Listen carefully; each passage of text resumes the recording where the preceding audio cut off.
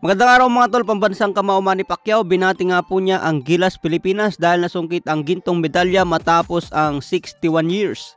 Ang huling gold medal sa Asian Games noong 1962. So nasundan ngayong 2023 matapos ang 61 na taon. Kaya maraming basketball fans ang masaya ngayon dahil nasungkit natin ang gintong medalya sa Asian Games. So pinangunahan nga po yan ni Justin Brownlee. Dahil sa gintong medalya na yan mga tol, may ticket na tayo sa 2024 Olympic. Kaya congratulations Gilas Pilipinas puso. Sa ibang banda naman, Yordenis Ugas nagbabalak na rin magretiro. Hindi pa naman pinayag ni Ugas ang official statement na magre-retiro na sa boxing. Pero sinabing lahat ng bagay may hangganan. Ayaw na daw ng pamilya na lumaban pa si Ugas. Sabi naman ni Sean Porter mga tol, damaged good na itong si Ugas. Patatandaan na binugbog ni Spence kaya nalamog ang muka. Ngayong laban niya kay Mario Barrios, parang bumalik ulit yung muka ni Ugas. Mabilis na itong magka-black eye at mabilis nang magbukol-bukol. So abangan natin mga tol kung mag-announce na ng official retirement itong si Ugas. Samantala Mario Barrios, sinabing handa na ito kay Jaron Boots Ennis. Kung bibigyan daw siya ng kontrata, hindi pa patagalin ang pagpirma laban kay Jaron Boots Ennis. Kahit ibigay agad si Terence Crawford o Jaron Boots Ennis, wala daw problema. Ito ang maganda kay Mario Barrios mga tol dahil nakahanda tanggapin kahit sino ang itapat sa kanya.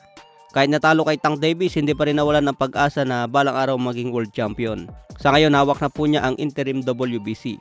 Kung sakaling makalaban niya si Jaron Boots Ennis mga tol, napagandang laban po yan. Pero tingin ko, yamado pa rin si Jaron Boots Ennis dahil sa kanyang estilo.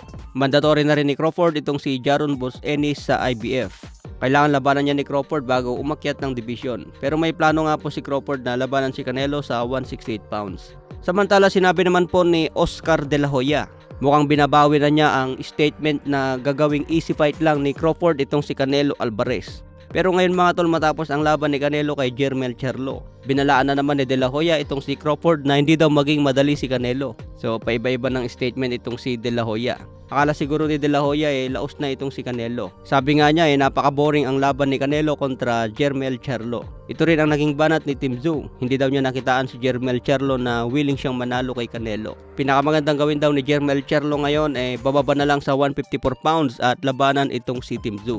Sa ibang banda naman, bakbakan na Laywood versus Josh Warrington ngayong linggo. Nangyari na nga po ang final weigh-in sa featherweight division. Parehas pasok ang dalawang mga tol, may timbang sa Laywood na 125.7 pounds. Si Josh Warrington naman 125.3 pounds. Dedepensahan ni Laywood ang kanyang WBA featherweight belt. So abangan po natin yan ngayong linggo. Mangyayari po yan sa UK. Sa ibang banda, bakbakan ni Gilberto Ramirez versus Joe Smith Jr. Mangyayari din yan ngayong October 7.